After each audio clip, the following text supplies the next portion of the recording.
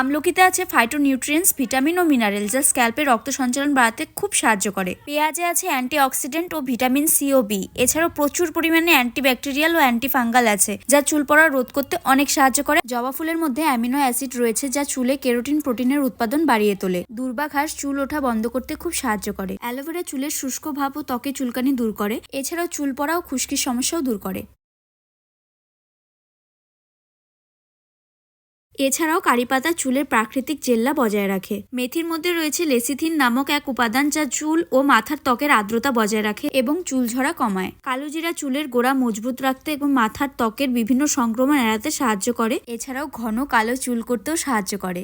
এইসব উপাদান ও নারকেল তেল দিয়ে আমি কিন্তু একটা ঘরোয়া তেল বানিয়ে ফেলেছি। তোমরা দেখতে চাইলে রিলেটেড ভিডিওতে যাও, গিয়ে দেখে নাও। তোমরা চাইলেও এইভাবে বানিয়ে নিতে পারো। আমার তো ভীষণ চুল পড়ছে, সেজন্য আমি এটা ইউজ করব।